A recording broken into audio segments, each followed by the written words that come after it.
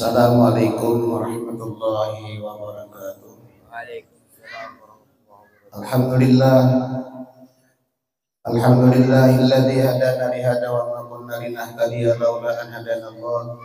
Asyhadu an la ilaha illallah wahdahu la syarika lah wa asyhadu anna sayyidana wa nabiyyana Muhammadan abduhu wa rasuluh.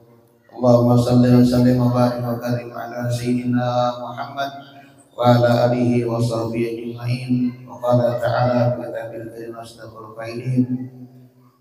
A'udzu billahi minasyaitonir rajim. Qala subhanaka lana illa ma 'allamtana innaka antal alimul hakim. Wa qala ta'ala fi kitabil asdaqul qailin.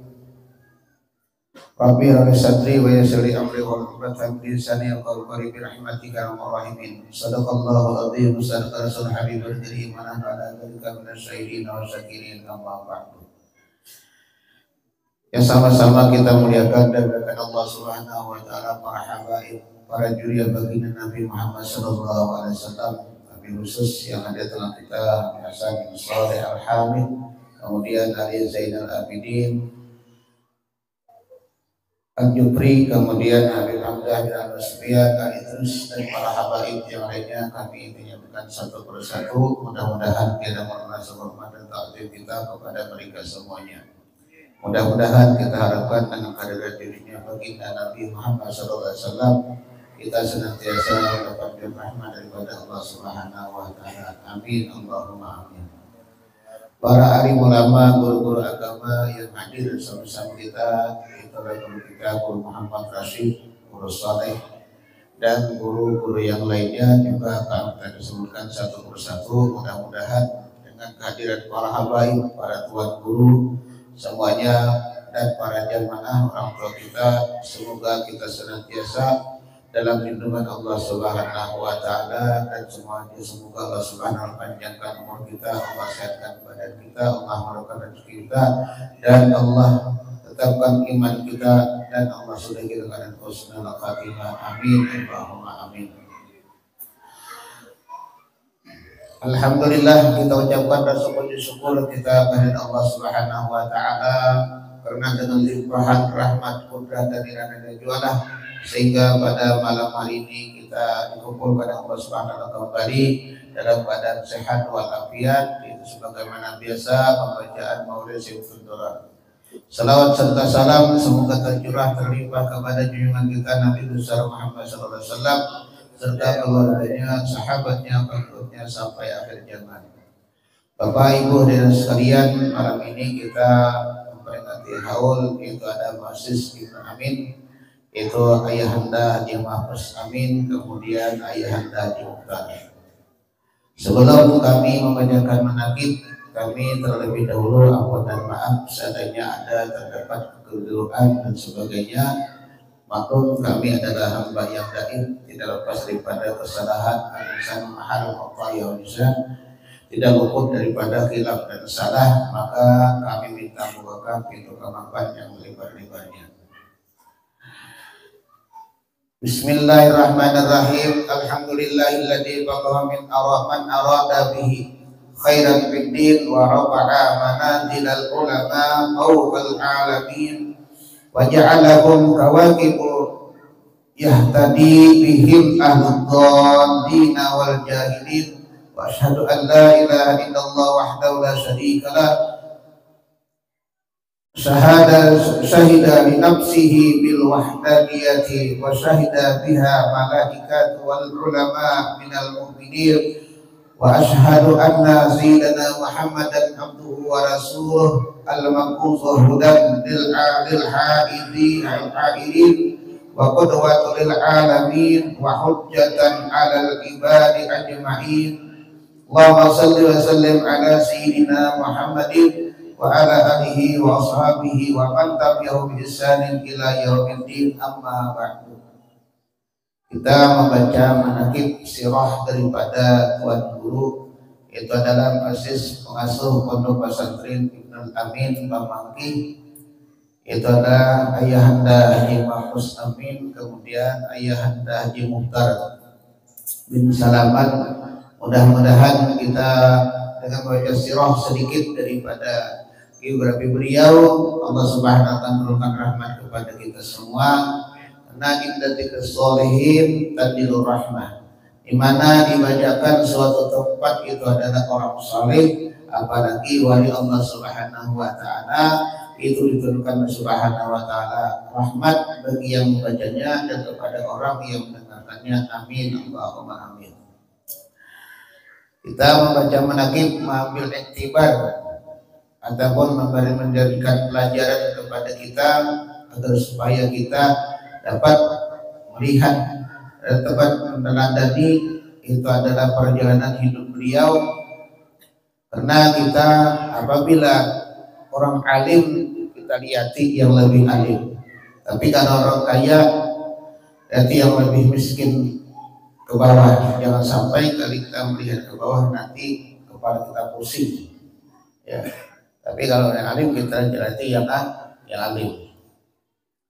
Para orang kaya jangan lihatin nanti ke bawah, supaya setelah lahir kita kepala kita tidak pusing, tidak sakit, mikirkannya nanti sakit.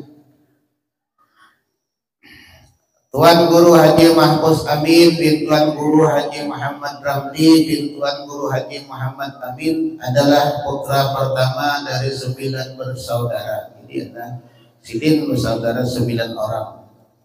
Pasangan Tuan Guru Haji Muhammad Ramli dan Hajjah Sabariyah. Beliau dilahirkan di desa Pamangkih pada malam Selasa tanggal 23 Rajab tahun 1332 Hijriah, bertepatan pada tahun 1914 Hijriah Miladiah. Di rumah orang tua beliau diasuh dan dibesarkan di bawah pengasuhannya sehingga menjadi orang yang mulia dan berjasa. Memang jasa beliau luar biasa, terutama adalah alumni yang pernah belajar di Pondok Pesantren Ibnul Amin. Banyak kita dimanapun musala langgar, kan sekurang-kurangnya jadi duja, ya kan, sekurang-kurangnya sudah jadi muadzin. Itu adalah alumni daripada Pondok Pesantren Ibnul Amin. Ya, di mana kan? Ya, alhamdulillah di alumni ini banyak, kurang lebih berapa 30-an kan alumni daripada Ibnul Amin. Mudah-mudahan ingat jasa beliau ya. Balas jasa kepada beliau kita yang pernah belajar di Ibnul Amin karena tahu huruf hijaiyah, namanya alif, namanya ain, namanya huruf za, namanya huruf jai, ya, namanya huruf dal, nama huruf ta. Jadi kita belajar. Disitulah kita membedakan huruf alif, ain dan sebagainya, huruf hijaiyah yang 29 huruf. Dilihat di ujung-ujungnya. Yang sampai salah sebut nanti salah makna. Ya. Alif disebut ain nanti salah juga, ya kan?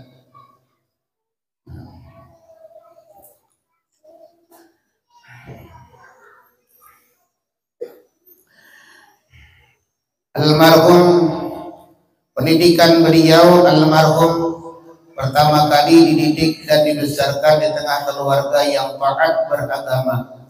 Sebab orang tua beliau yang bernama Tuan Guru Haji Muhammad Ramli adalah ulama berpengaruh dan dikenal mempunyai ilmu agama yang dalam.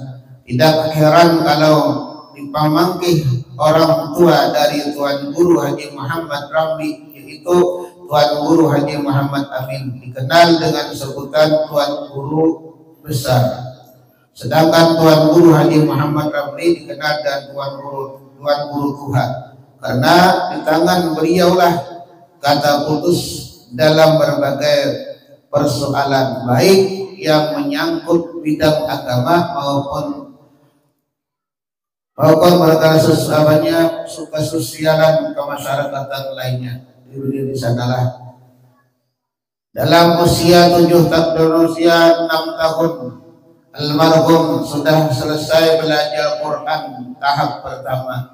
Artinya tahap pertama asal bisa baca dulu.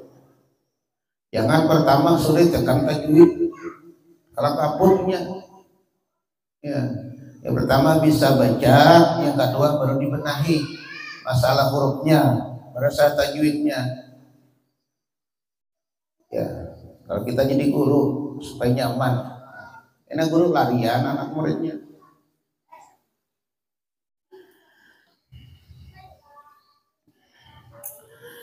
Di bawah pengajaran langsung orang tua beliau, pendidikan formal beliau tempuh di Poskom selama 3 tahun. Itu adalah sekolahan daripada orang Belanda, ya kan, mengarangnya aja orang Belanda.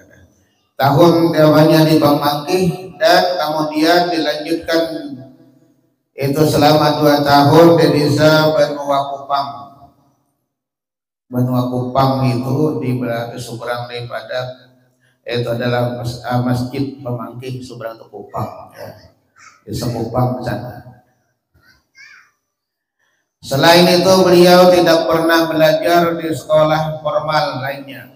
Untuk selanjutnya beliau menempuh pendidikan non formal berupa pengajian agama yang diberikan oleh orang tua beliau sendiri, di samping mengikuti pengajian dengan Tuan Guru Haji Hasbullah bin Haji Abdul Rahim di dekat Masjid Jami Pamangkih di Sebarang. Itulah Sebarang masjid itu ada makubah, yaitu Guru Hasbullah situ, ya. Itu guru di Sebarang itu, Sebarang jalan lah.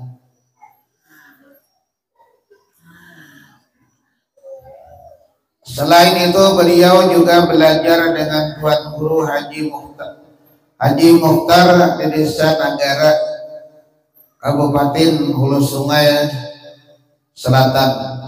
Jadi memang asal ulama-ulama Hulu Sungai itu adalah terbitan daripada Nagara, ya. Karena paling jauh dulu itu paling jauh dulu ke Nagara. Rujukannya Nagara itu karena Nagara lah atau banyak juri di pada Datuk Kelampayan. Berangkat ke Tanah Suci pada tahun 1938, masih saat berusia 24 tahun. Sesudah beliau menikah dengan seorang perempuan yang bernama Saudah, putra dari Tuan Guru Haji Muhammad Arsyad di Desa Kalibaru, Kecamatan Batu Banawa, Pagata. Di bidin Pamulaan yang pertama dia Saudah, ya, di daerah Kalibaru. Dari Pamangkih itu sekitar 15 kilo.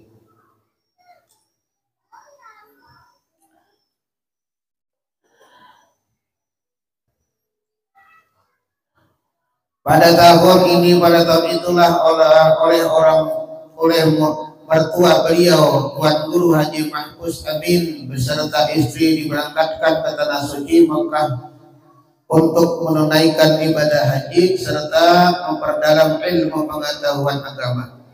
Karena mertua beliau menilai bahwa Tuan Guru Haji Mahfuz Amin mempunyai cita-cita yang tinggi dalam kalimatillah. Bahkan pada waktu itu Tuan Guru Haji Mahfuz Amin dapat menjawab satu pertanyaan dari beliau yang sebelumnya pertanyaan itu oleh mertua beliau tidak ditemukan jawabannya. Akan tetapi ketika pertanyaan itu dilontarkan kepada Tuan Guru Haji Muhammad Amin, Haji Mahfuz Amin, beliau pun mendapatkan jawaban yang cukup dan memuaskan.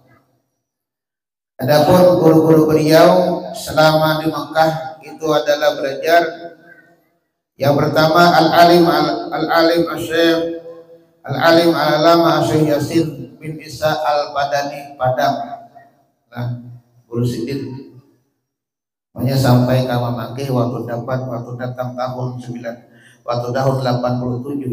datang ke Mekah Syekh Yasin itu musyawarah, yaitu ulama Kalimantan itu bermusyawarah di Guru Tuha, itu ada dekat yang ada kubah di Jalan Pasayangan, itu juga masjid itu Guru Tuha, itu tempat musyawarah situ. Jadi apabila ada sesuatu di Martapura musyawarahnya di sana.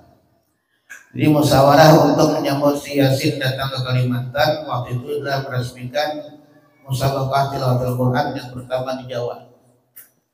Beliau musyawarah di sana dengan Abi Handa Haji Mukhtar berdua hadir, tapi karena kekerasan hati beliau, kecil orangnya, pendek orangnya tapi keras hati, beliau digurau Orama Martapura, artinya bukan disiakan tapi diguraui, janda tidak bersandar aja. Artinya si Yasin tidak akan ke Pemangki. Tapi orang tua itu keras hati, beliau langsung turun minta maaf, minta izin kepada rombongan musyawarah.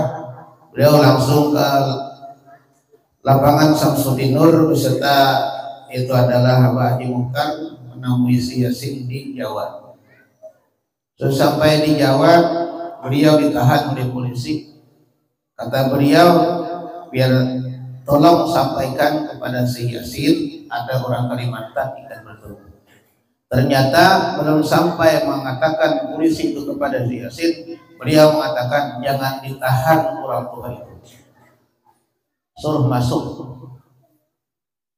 jangan ditahan. Ternyata beliau masuk, datang ke sana berhadap dengan si Yasin. Wahai guru, bahasa kitanya sampian ke Kalimantan kemana? Ke Pemangki. Salaman terima kasih, beliau turun. Tidak banyak elok-elok pembicaraan. Kalau kita banyak pandiran, beliau enggak. Sudah beliau ke Pemangki, terima kasih, turun. Tidak ada banyak ini enggak. Karena si Yasin adalah menserahkan Bukhari, itu adalah orang tidak akan mau berdusta. Jadi yakin bahwasanya si Yasin tidak akan berdusta. Langsung ke Pemangki, kemudian nginap di Martapura. Jam 11 malam datang di Pemangki, kemudian jam 2 beliau adalah berangkat ke Martapura, nginap di Martapura. Itu daripada keras tuan Abah di Mampus itu. Yang kedua, alim alama Syekh Abdul Qadir bin Abdul Muttalib Mandiri. Yang kedua alama Syekh yang kedua adalah Syekh alim alama Syekh Abdul Qadir bin Abdul Manap Mandiri. Kemudian alim alama Syekh Abu Bakar bin Sulaiman Jakarta. Kemudian alim alama Syekh Muhammad Ahyad bin Idris Al-Bukhari. Kemudian alim alama Syekh Abdul Qadir Iraq. Kemudian alim allama Sayyid Al-Luhi bin Abbas Al-Maliki. Al-alim allama Sayyid Muhammad Amin Al-Qurbi. Kemudian al-alim allama Syekh Hasan Muhammad Al-Masad. Kemudian adalah alim allama Syekh Mukhtar Ampanan. Kemudian alim allama Syekh Abdul Jalil Al-Muqaddas. Kemudian alim allama Syekh Syahrani bin Muhammad Arif Banjar Kampung Melayu. Kemudian alim allama Syekh Nuh Kelantan. Kemudian alim allama Syekh Abdul Rahim. Kemudian allama dan lainnya yang tidak disebutkan di sini, banyak masih memang. Kembali ke kampung halaman, beliau sedang melaksanakan ibadah haji. Setelah 3 tahun menimba ilmu pengetahuan di tanah suci, beliau pulang ke tanah air dan tetap pada tanggal 8 Oktober 1941 Masehi tiba kembali di kampung kelahiran beliau. Sejak saat itu beliau mulai mengajar agama sambil terus belajar di samping aktif dalam berbagai kegiatan kemasyarakatan. Bangunan Pondok Pesantren Ibnul Amin setelah hampir 20 tahun berkecimpung di masyarakat, bermacam-macam pengetahuan dan pengalaman telah diperoleh. Pahit manisnya kehidupan telah dilalui. Namun cita-cita ingin menyebarkan dan menegakkan agama Allah tidak pernah padam. Hingga pada saat pada tahun 1958 fajar cita-cita yang diidam-idamkan mulai terbit bersinar di sana di desa Pemangki.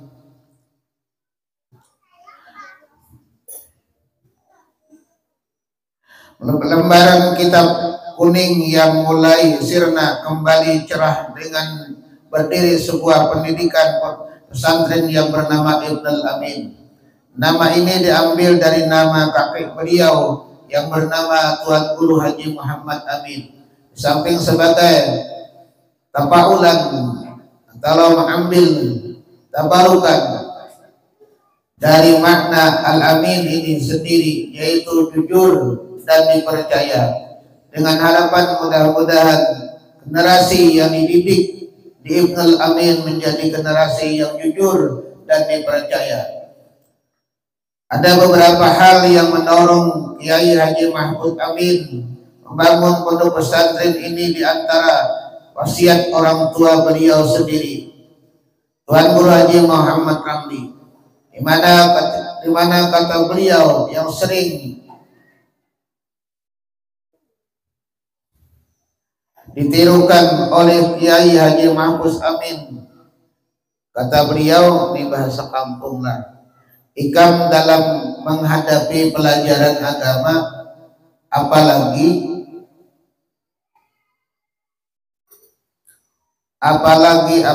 kuncut pada aku. Artinya jangan kuncut pada aku, artinya jangan takab bawah pada aku nih lah. Ini bahasa bejujur totok kampung lah. Sama aku aja, jangan. Ikam harus berpikir bagaimana cara agar pelajaran agama lebih maju daripada yang sudah ada sekarang ini. Ini Bapak beliau. Yang kedua, wasiat dari guru beliau yaitu Kiai Haji Abu Bakar bin Sulaiman Tambun, Jakarta, pada ketika berkunjung dan bersilaturahmi ke desa Pemangkih, dan beliau melihat banyak lahan yang kosong, maka dengan tegas Kiai Haji Abu Bakar bin Sulaiman berkata agar supaya dibangun pondok sekalipun dengan seada-adanya atau sederhana, artinya seadanya atau sederhana. Yang ketiga, pengalaman beliau ketika di Mekah Al-Mukarramah, di mana beliau sering menerima masukan-masukan dan cerita-cerita tentang pondok pesantren dari teman-teman beliau yang berasal dari Pulau Jawa dan Sumatera.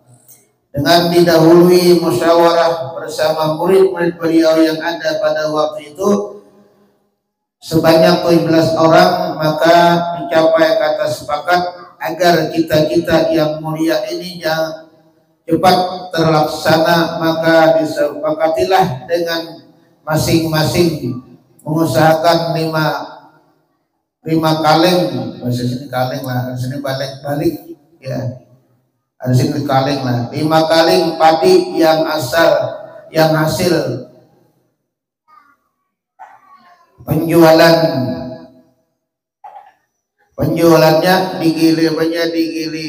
diberikan bahan-bahan bangunan. Mudah-mudahan kita juga sebagai guru kita guru memakasih kilingan ada tuh nanti di sini ya. Beliau mengumpulkan 5 kali setiap panen, setahun sekali 5 panen per orangnya dekat orang dapat sana. Kita juga di sini mudah-mudahan cepat terlaksana, yaitu adalah pondok pesantren yang dipimpin oleh kita Guru Muhammad Rashid, itu dengan mengadakan kiringan diisi iklan. Ada banyak 500 nih orang 100 berapa? Ada banyak ada. Lagi 1 juta orang 100. Yang takut tadi itu yang kita bawa mati dada ya, dada yang kita bawa mati, harta banyak, mobil banyak ya kan, yang sekalambu pun kita tinggalkan, apalagi kan pisah pada kelambu. Jadi kita usahakan yang ada banyak ya. Kada untuk orang, untuk anak cucu kita kayaknya ya, untuk anak cucu kita mondok di luar jauh, kegenangan di anak ya kan, kejauhan kalau sakit ya. macam-macam alasannya. Nah, kadang-kadang mamanya kadang menyerahkan, kadang-kadang ya, neneknya ya macam-macam prinsipnya. Nah, jadi mudah-mudahan itulah sama-sama kita memperjuangkan, itu adalah membantui. Karena ditolongi siapa yang nolongi? Tidak ada orang yang nolongi kita. Ya, kita sama-sama sudah berdiri hanya tahu lah, sudah berdiri hanya tahu.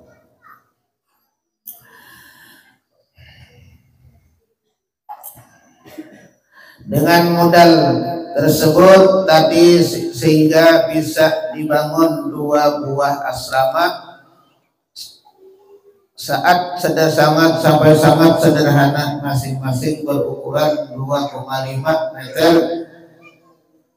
atau 15,5 meter dengan kapasitas 6 kamar ditambah dengan sebuah bangunan kecil yang difungsikan sebagai dapur tempat santri memasak. Inilah yang dibangun yang pertama kali.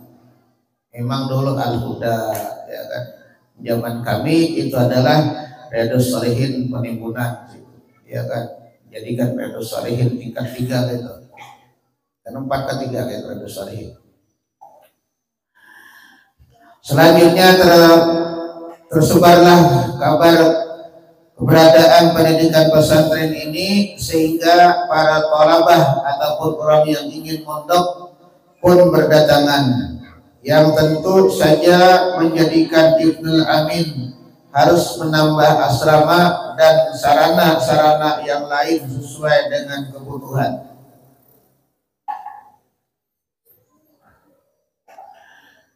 Tidak berarti sampai di sini. Sampai di situ pada tahun 1975 beliau juga membangun pondok pesantren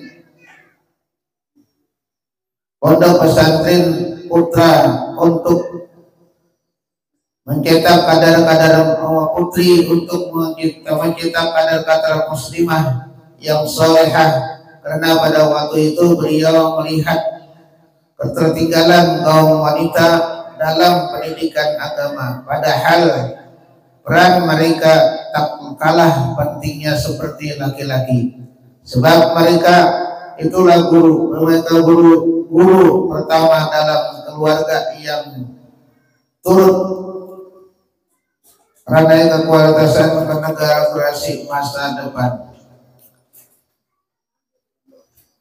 Almarhum adalah sosok pribadi yang tidak pernah menyerah, ya, makanya tadi kan sampai beliau datang ke Jawa, datangi Syekh Yasin dalam berjuang, baik dalam dari masalah pendidikan maupun dalam menyebarkan ilmu pengetahuan dan pikiran-pikiran lainnya.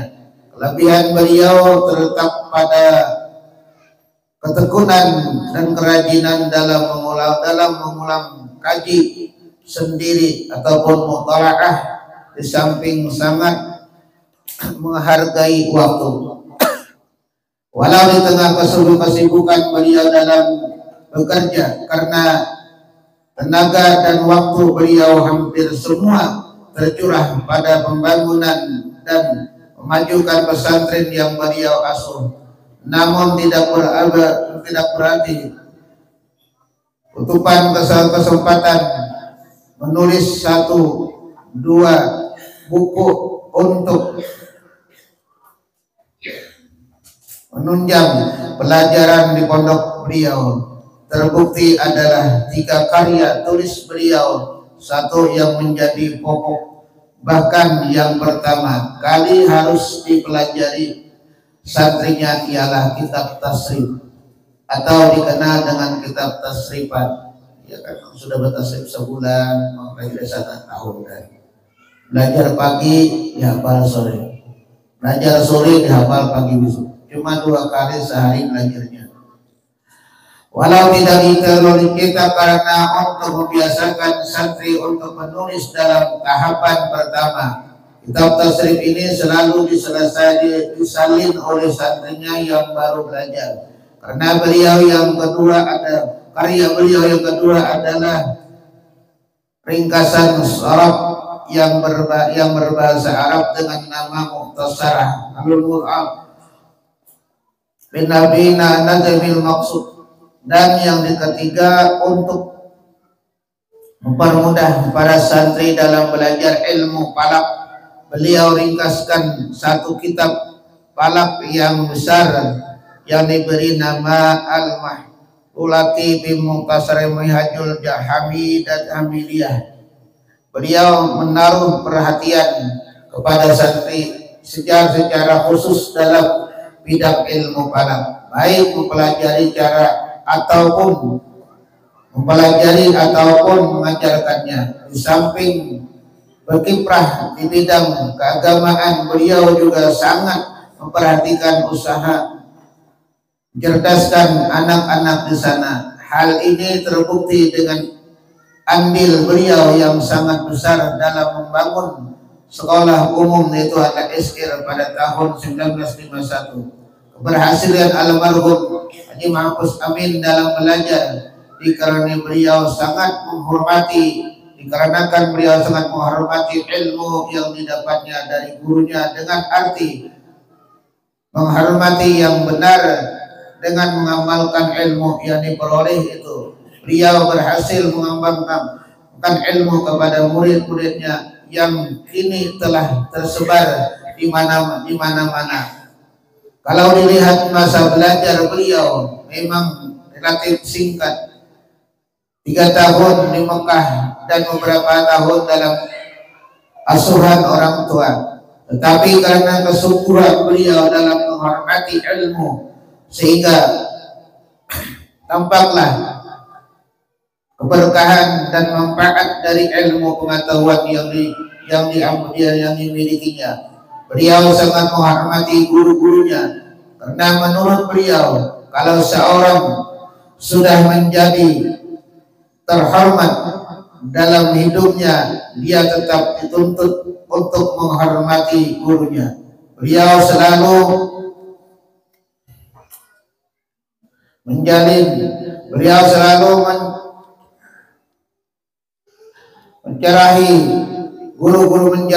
guru-guru yang masih hidup, menimba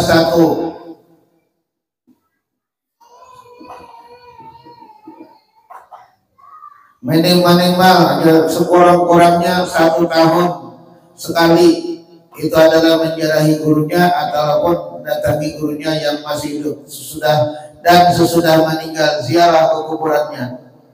Hal ini yang menonjol dari kepribadian almarhum adalah kasih sayang dengan para santrinya.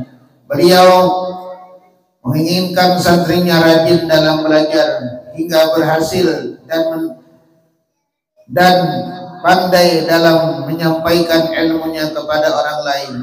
Siang dan malam selalu berada di tengah-tengah persediaan. Kalau ada yang bermain-main, beliau tegur dengan saran yang lemah lembut, diiringi nasihat. Jadi pernah ya turun di musala setelah sholat subuh. Ini belajaran di atas jam 6. Jadi ada orang yang bersiul. Yang mana bersiul kan? Penting itu bersiul kan? Jadi beliau lari. Karena beliau tidak bisa lari, ada santri kesini dahulu, padahi bahasa pemangkin kan, tuh jangan bersiul, pamali, bahasa pemangkin sih kan, ayo bersiul, pamali itu bahasa Arab lah, tidak ada bagiku, artinya punya orang lain, itu jangan mengambil punya orang ya pamali, artinya tidak punya kita. Bahasa Arab pamali itu iram kenapa? Nah, saya iram mana ada iram mana?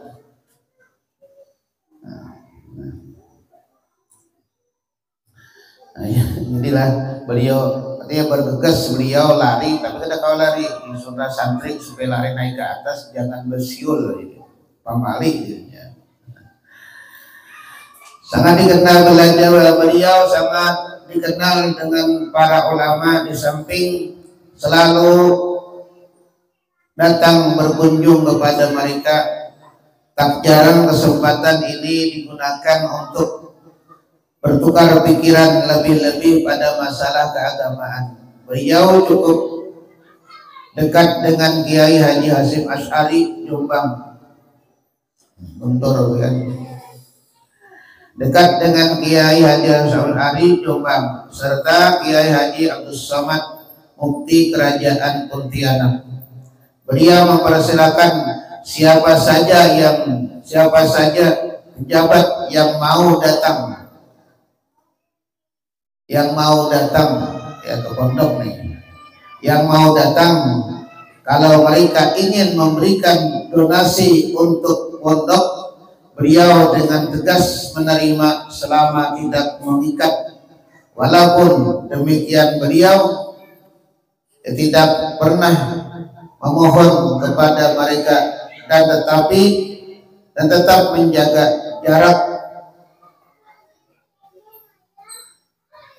Prinsipnya adalah selama pergaulan ini tidak mengganggu perjuangan beliau untuk kemajuan pondok pesantren. Ada suatu hari kami di situ didatangi ada oleh bupati, gubernur dan lainnya, jadi memberi duit 40 juta. Jadi ini jumlahnya duit 40 juta di sini. Nih nah, datang sini nah, terima. Walaupun 1000 datang ke sini kita terima. Tapi kalau kita ke kantor jangan gitu. Amun datang kami ayo. Tapi ke kantor jangan. Tapi bupati, gubernur ada nih. 40 juta yang mengatari ayo kita terima. Tapi nang ke kantor jangan.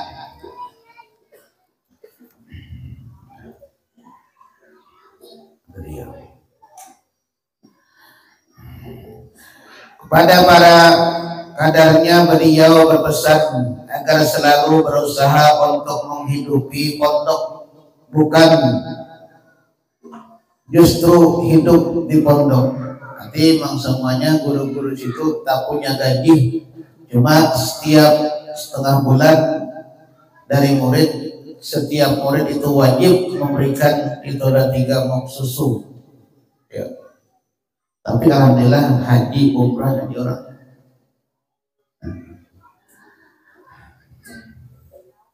Beliau memang punya susu pribadi istimewa istiqamah disiplin, tawadu dan disertai semangat ikhlas, berkorban, tidak ada keinginan menggapai kemewahan dunia, kemegahan dunia. Untuk kepentingan agama tidak segan-segan beliau mengorbankan kepentingan sendiri. Beliau tebang kebun cengkeh milik pribadi demi membangun pondok pesantren putri. Bahkan selama hidupnya beliau tidak pernah memiliki kendaraan pribadi ya. Sampai itu hasilin umur silin ya. Demikianlah setelah 37 tahun berjuang untuk membangun serta membina Ibnul Amir dan santri-santrinya, hari demi hari lembaran hidupnya dihabiskan untuk li'ala kalimatillah hingga usia senja. Berpulang ke rahmatullah, keunturan tempat bertambah, sakit paru-paru beliau makin hari makin parah. Meskipun pengobatan secara intensif selalu diupayakan dari rumah sakit Islam Banjarmasin, Surabaya, bahkan sampai ke Jakarta, sampai pada hari Ahad jam 8.45 tanggal 21 Dzulhijjah tahun 1415 Hijriah atau 21 Mei 1950, namanya 1995 Masehi, beliau menghembuskan napas terakhir dalam pangkuan istri dan murid beliau dalam usia 82 tahun tanggal 3 bulan setelah 83 tahun 3 bulan 28 hari dikebumikan pada sore hari.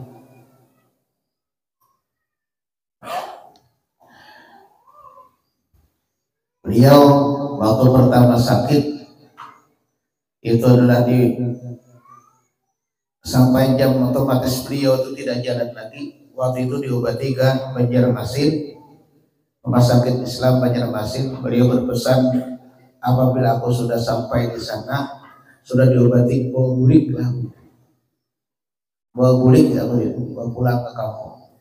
Itulah orang ahli fikih, takut mati di sana karena haram dibawa guling ke kampung apabila lebih daripada 2 parsah 80 kilo. Ya, 80 kilo apabila dibawa pulang hukumnya haram. Mayit itu dibawa guling, beliau adalah minta bawa kasih jangan sampai mati di Banjarmasin. Itu fikih lah. Makanya kata Martapura, orang Martapura memang kami kalah dapat pemangkih karena pemangkih ini adalah ilmu fikihnya kuat dan ilmu nahwu sarafnya kuat. Nah, cuma kita kalah dapat Martapura, kata orang Martapura, pemangkih kalah dapat kami itu tidak menguasai ilmu mantik dan balaghah. Memang kita akui juga. Sudah. Dengan diantarkan oleh ribuan umat Islam ke tempat peristirahatan terakhir pada jam 3 sore di pemakaman umum Pamangkih,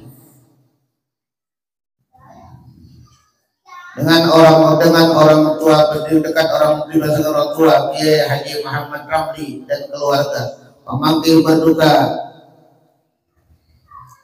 Dari tangisan dengarsan pun pecah. Para santri seolah-olah tak mampu untuk bicara. Masyarakat terpana karena ditinggalkan oleh seorang panutan yang sangat berjasa untuk selama-lamanya. Beliau meninggalkan sesuatu yang sangat berharga untuk ditaruh di dalamnya, untuk diteruskan, dipelihara dan dijaga oleh generasi berikutnya. Terlalu mahal rasanya untuk ditinggalkan, terlalu sayang kenangan ini untuk dilupakan. Semoga Allah Subhanahu wa taala menerima segala amal usaha beliau. Amin Allahumma amin. Itulah sedikit daripada sirah, itu adalah daripada Wasis Nul Amin dan Haji Muhammad Mahfuz Amin dan Haji Muhammad dan Haji Ayahanda Haji Mukhtar. Ini dua sudah ada kesepakatan, itu adalah untuk memimpin pondok pesantren sekarang. Itu adalah yang tahun kemarin sudah kata Haji